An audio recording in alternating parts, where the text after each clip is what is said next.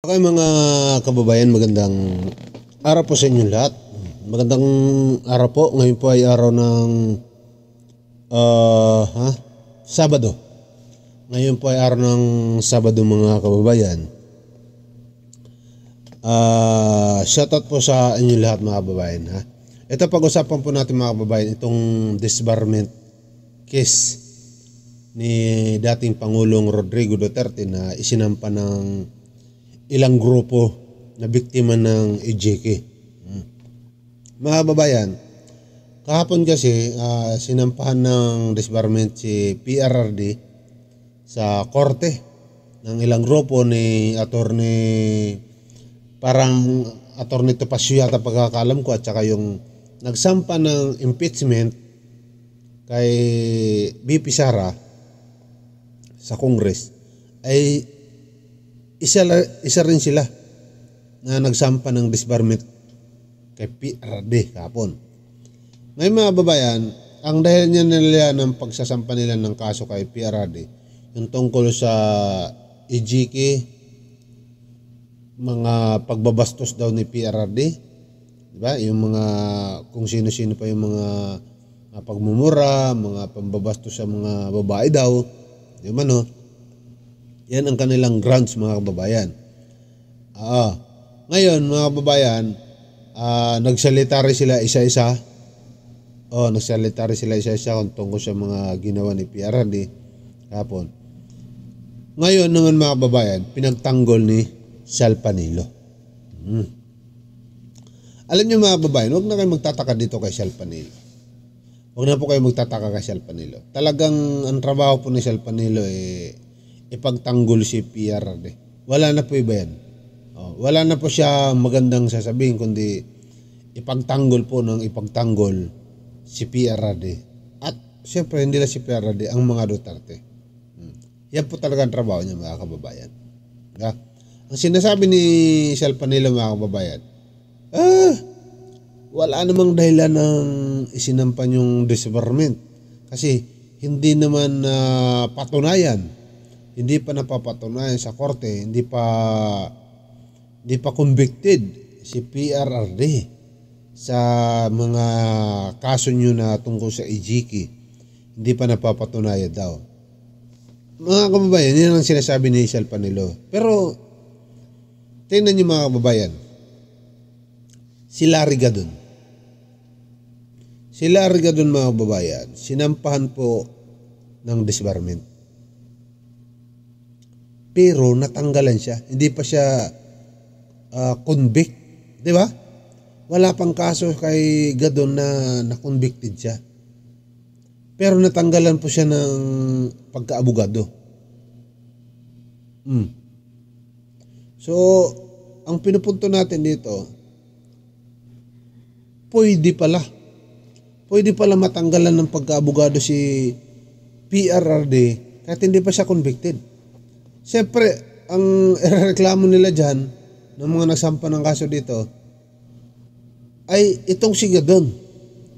Di ba? Itong si Gadon mga kababayan, ang kanilang halimbawa. Pakinggan natin ito mga kababayan. Pakinggan natin ito. Tingnan natin ito mga kababayan yung disbarment case na to mga kababayan. Pakinggan natin to May alam ako, mag-abogado pa sa kanyang sinampahan na ng ilang grupo ng disbarment case si dating Pangulong Rodrigo Duterte. pero hindi pa man ito umuusad ay minaliit na ng kampo ng dating presidente ang kaso. Hiniling din ng mga naghain ng disbarment na suspendihin muna ang lisensya ni dating Pangulong Duterte sa pagka-abogado. Yan ang ulat ni Luisa Eriste. Hindi na lang si Vice President Sara Duterte ang may disbarment case ngayon. Maging ang ama niya na si dating Pangulong Rodrigo Duterte may kaparehas ng kaso sa mataas na hukuman. Ito'y matapos maghain ng kaso ang ilang abogado, human rights group at mga pamilya ng biktima ng extrajudicial killings para matanggal ang lisensya sa pagkaabogado ng dating Pangulo. Katwiran naman ang grupo, lumalabag si Duterte sa inilabas ng Korte Suprema na bagong Code of Professional Responsibility and and Accountability o CPRA para sa mga abogado. Paulit-ulit rin umano ang mga hindi magagandang salita ni Duterte na hindi tamang asal ng isang abogado. Yung Supreme Court natin naglabas ng bagong canons for professional regulations ng mga abogado. No? At napakahigpit. No? Kami nga naglulukuhan kami na parang lagi ka masususpinde dito sa mga acts na binabanggit ng Supreme Court. At itong mga ginawa ni Pangulong Duterte nung siya ay Pangulo pa, lahat tayo dito testigo. Diba? Yung pagbumura, sabi ko nga yung mga late night pagbumura, pag walang magawa, yung mga pambabastos sa mga inosente, sa mga kababaihan, yung pag-amin sa Quadcom na nagutos siya ng pagpatay. Kami naniniwala na dapat ito ay masubukan, no, dito sa bagong canons ng ating, na nilabas nga ng ating Korte Suprema. Isa rin sa iginigiit ng mga nagkaso ay ang umano'y pag-utos ni Duterte sa mga pulis na patayin ang mga naglaban noong war on drugs. Malinaw umano ito na paglabag sa asal ng isang abogado dahil sila dapat ang magtatanggol sa mga Pilipino. Bilang mga biktima, malinaw na salungat sa prinsipyo ng karapatang pantao ang kanyang mga ginagawa at ginawa. Ang karapatan ng mga mamayan ang siyang dapat nananaig sa ilalim ng batas. Ang mga salitang binibitawan ni Duterte ay patunay na wala siyang paggalang dito. Sobra na ang mawalang kami ng mga mahal sa buhay dahil sa walang habas na pagpatay ng mismong mga bahagi ng Estado. Hinihimok namin ang Korte Suprema na patunayang hindi higit sa batas kahit pa mga abogado.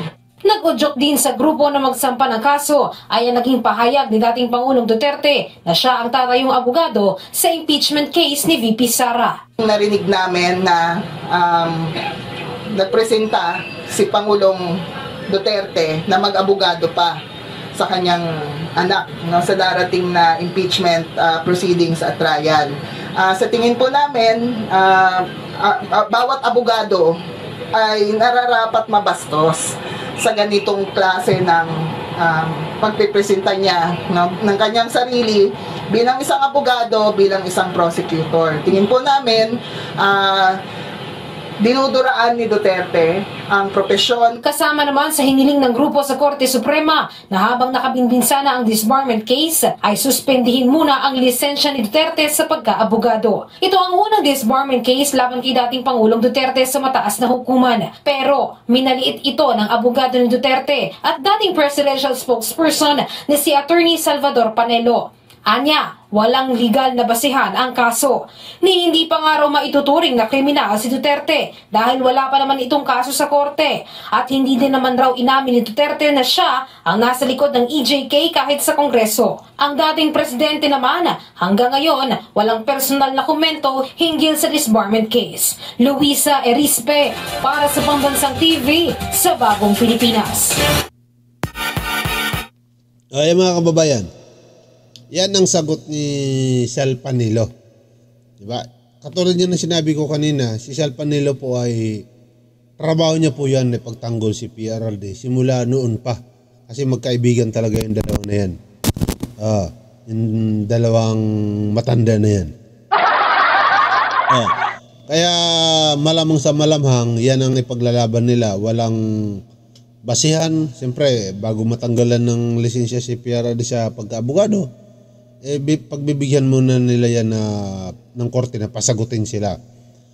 Sa nakikita ko dito, ang kanilang ipapalusot dyan, yung tungkol sa hindi pa convicted, hindi umamin si PRRD sa kanyang kasalanan na sa EJK, hindi siya umamin na siyang pumatay.